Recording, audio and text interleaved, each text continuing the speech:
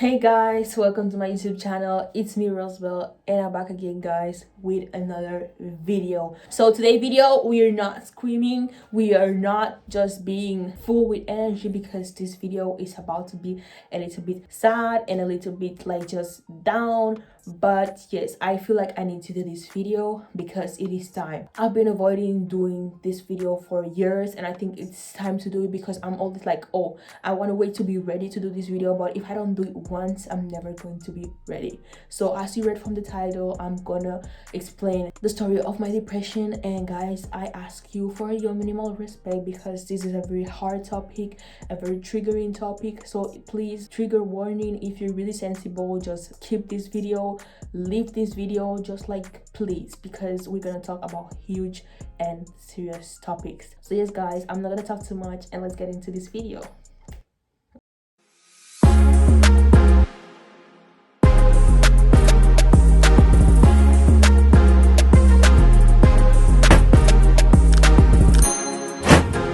So guys, I'm gonna start explaining my story of my depression. It's a really hard topic. I'm sorry if you're gonna see me like breathing in and out because it's really hard. So let's go back to the time when this started. So my depression started back in 2017. It started in February 2017. So let me explain how this happened.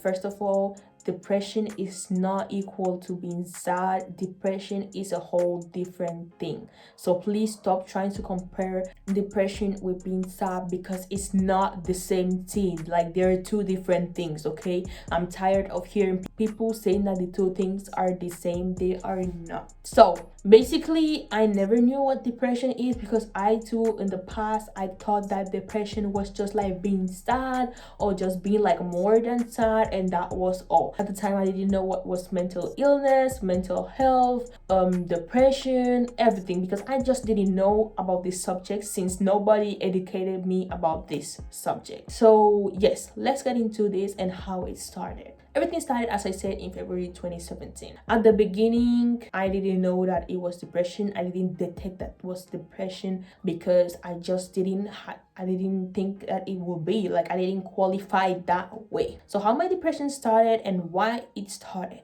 My depression started because I was having a lot of stress in the class I was that time. That class was one of the best classes I've ever been, but that year the class was becoming really toxic. Many people that were my friends were not anymore. The toxicity in the class started growing and like everybody was just fighting everybody. Like nobody was like before. All of us were just changing, and that affected me a lot, and I'm gonna tell you guys why. It affected me a lot because that times I was like one of the central, like I was one of just the central people in the class, and we were all like sisters and brothers. But like that year everybody started taking their own way, everybody started like behaving their own way, everybody just started like misbehaving, like they just started changing, and I was like, what? Like, why my family, like my family like changing like this? Why? And at the same time I was having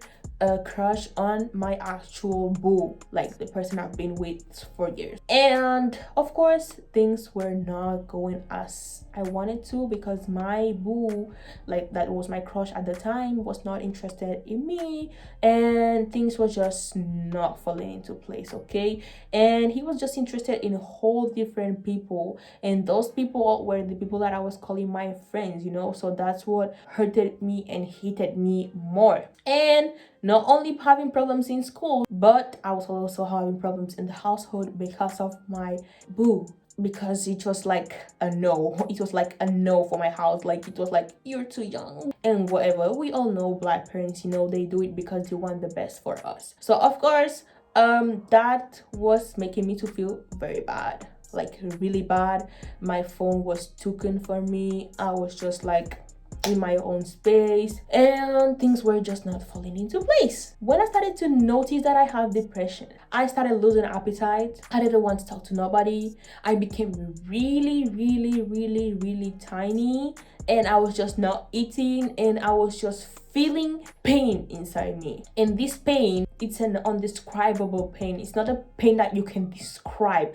I was feeling pain, and I was just feel like to scream outside for all this pain to go away, but the pain wouldn't go. I was feeling like weeping and something. My heart was crying inside. My heart was crying, and I was just like, what is this? You know, it was, what is this? At the beginning, it was only depression, and I was just like not talking to nobody. I started being more close to myself like this. I didn't want to talk to nobody. I didn't explain nobody about my problems. They would just see me smiling, but inside I was dying. That is the problem of depression. Many people that had depression, and later the next news you hear, this person has killed themselves, and you're gonna be like, how? This person was full of life. This person was always smiling. That is the threat of depression. Depression, you're not gonna see with a big screen that someone is in depression. No, I can be smiling like this and dying inside. That is how depression is. Depression, you will see the person smiling, but maybe they're dying inside. That's why I used to tell many of you guys, please ask of your friends every day. Ask them if they're okay, and if they're really okay, like not only faking it, because you can see the person maybe outside is looking good, whatever, but inside that person is dying daily. So that is what was happening to me. Like, you will see me and you will think I'm okay, but I was not.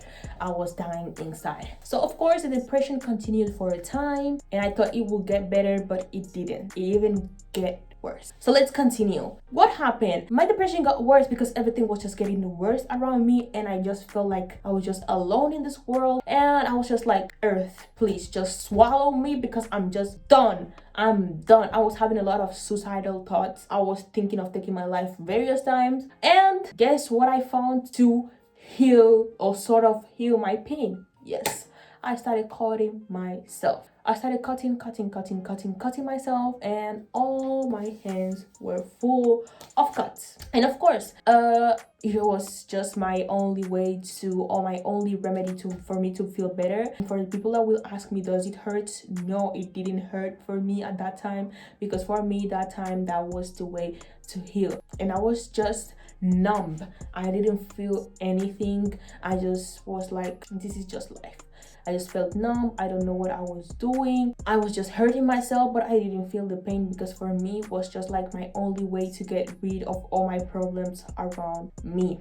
It reached a time, I'm sorry, I'm getting emotional. It reached a time things started getting like a lot worse and more worse. The problems were growing more. I cannot give details, sorry. I might in the future, but right now, no. But things were getting worse, and my situation was not getting better, and I continued cutting myself, and it reached a time that my classmates knew that something was off, and they started noticing, because that time summer was a little bit coming and the weather started getting hot, and they looked at my hands and they saw all those cuts, and they were like, are you crazy? Like, they hated me, like they hated my hand even though I was having cuts. They was like, are you crazy? What are you doing? What's wrong with you? Why you don't tell us your problems? We're here for you. And I started explaining myself to my classmates, and I started telling them what was happening, and I told them that yes, I had depression, and like this is my way to, like, my therapy, like to get away of the pain. So of course things get worse,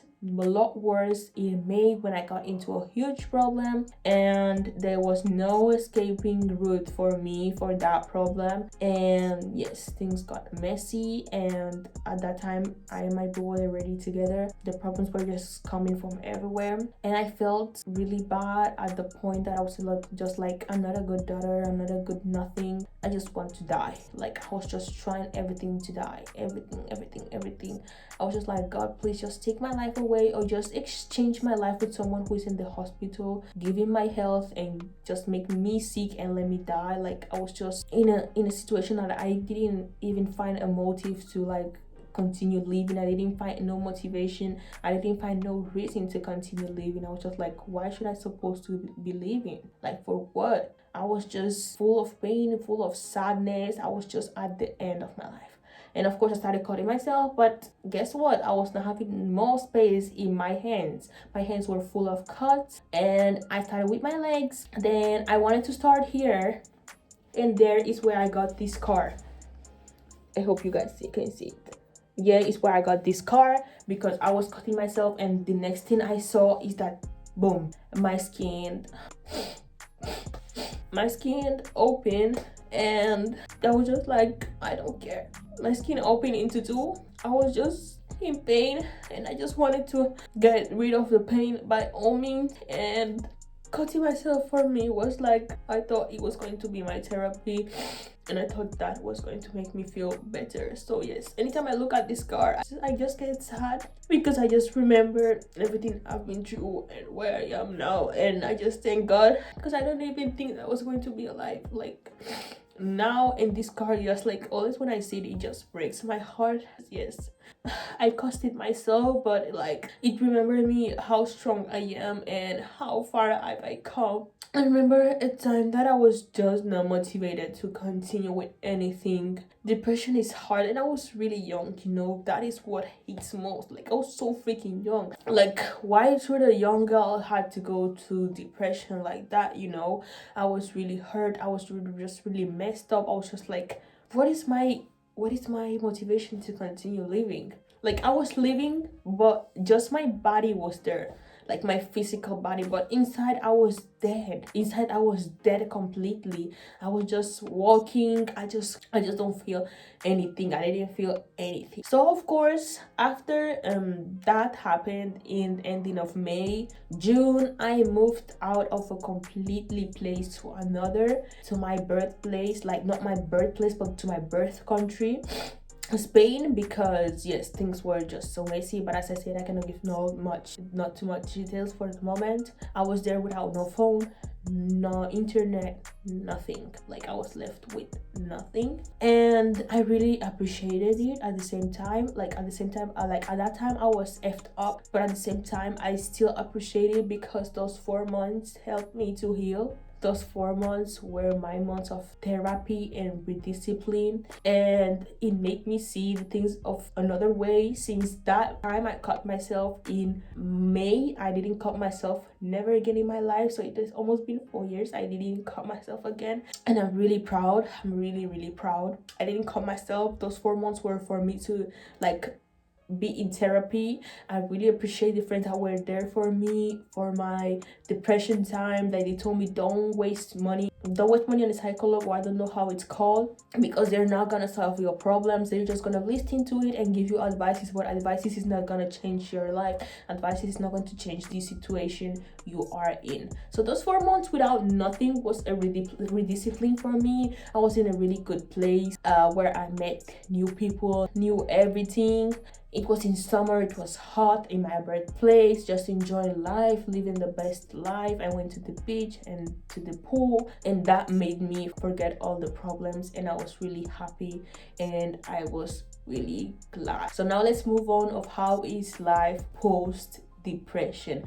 So how my life has been going with my post depression. My life has been pretty good, I'm not gonna lie. I'm better, thank God, but of course I still fall sometimes on that depression. But now what makes it different of before, now I have Jesus Christ, I have my Father, and I embraced him more than any time. So anytime depression wants to come to me, I rebuke it from the first moment. I don't let it enter to me. But of course, sometimes I still fall onto anxiety attacks and panic attacks, and just, because when someone has depression, like you fall, you know what I tried to say? Like sometimes like you're just okay, but then another time, then you just get sad and you just fall down. And sometimes you can just see me and I just start crying out of nowhere. And that are some effects from the depression too, because depression, you're never going to be 100% free of depression once you get in. But every day is a process, and every day I thank God that he's helping me more to heal and to leave the trauma and every bad thing in the past, because the past is the past and the present is the present. And I really thank God that he has been there for me to help help me, strengthen me, because depression is a really strong mental health problem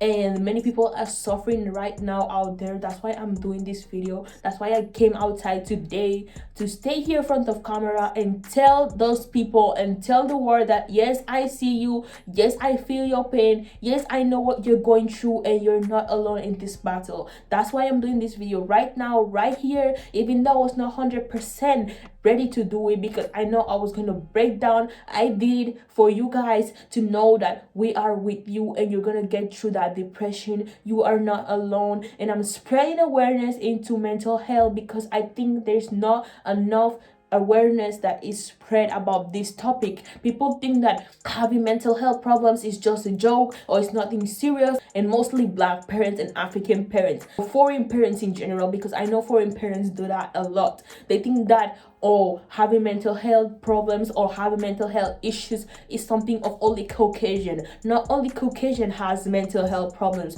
we also go through mental health problems, and not because we don't work or we only go to school that we cannot have mental health problems. Yes, we do have, because we are humans and we still have feelings. That is what many parents need to understand. They need to sit their freaking kid and talk to your kid and make them know if they're mentally okay, because many parents don't do that. They don't sit their kid and ask their kid, are you okay? Are you mentally okay? There's everything. If there's anything, just talk to me. Let's talk it. Bring your feelings outside. We don't pay bills, I know. We don't work, I know. But we still go to school, and school stresses, life stresses. We are also humans and we also have feelings. African parents, black parents, or foreign parents have taught us in a way that we cannot show feelings, we cannot show affection. So even though we're dying, you need to hide your feelings, and it's really ridiculous and it's really sad. So that's why I'm doing this video, to spread awareness that I see you, I feel your pains, and please do not keep your feelings. Bring your feelings outside and express yourself, because you are human. You are not a robot. You are a human. You have a heart, you have feelings, and you need to spread your feelings and talk how you freaking feel. Do not keep how you're feeling, because if not, you're gonna die inside and you're gonna rot inside with all your feelings, and you're going to be dying slowly. And that is what almost happened to me, but I thank God my father that listened to me. And if your biological parents don't want to listen to what is happening to you, or they don't want to know because you're studying and you don't supposed to have problems, then tell your problems to God, and that is all. That is all, because God at the end of the day is the one who has the last and final say. God cares if you're not good or not, because it hurts him to see that his child is not okay. So if your biological parents don't want to listen to you, then talk to your spiritual father. Talk to Jesus. He listens. He listens. He listens to your prayers. He listens when you're crying. So please, baby girl or baby boy that you are going into pains, please express yourself. Please be free to be who you are. Don't hide your feelings. Mental health, depression is real. Suicide is real. Anxiety is real. Many things are just real. And I was having borderline too. I was having borderline. 2 minutes I was happy, 2 minutes you see me cry, 2 minutes you see me like that. I have TLP. I was having a lot of mental issues, and I was swallowing this all alone. But I thank Jesus, my father, that he is a strong man, and that he is just amazing, and that he listened to me, he listened to my prayers, and he was able to take me out of them, because many times I just remembered wanting to take my life away, and he was like, no, you're not gonna die, because I'm not finished with you and your time has not come. So please be strong. I love you so much, and let me tell you that you're not alone in this battle. I am with you. You're not alone. I stand you. You can always text me if you're not feeling well or you don't know who to talk to. Please, guys, talk, find solutions to your problems. Talk to people. Please do not keep your feelings to yourself, because that is the worst thing you're doing. You're literally killing yourself slowly inside. So yes, guys, this was the video. This was my experience. This is what I went through. So yes, many people don't know this because they just see me now flourishing and always smiling, but back of this smile there's a really many sad stories and a huge historical back of all these things. So yes, guys, be strong always. Express yourself. Be free. You are human. Don't behave like you are a robot, because you are not. And I know by the glory of Jesus Christ, because I know that the Lord I serve, he is not a man. I'm going to pray for you, and God is gonna heal whosoever is going through any mental phase. Yes, amen. So yes guys, this is the end of the video. I hope you love this story, even though it was a little bit sad and emotional. But yes guys, thank you for listening to me, and if you like this video, give it a 5 thumbs up, subscribe to my channel, and I see you guys in the next video. Bye.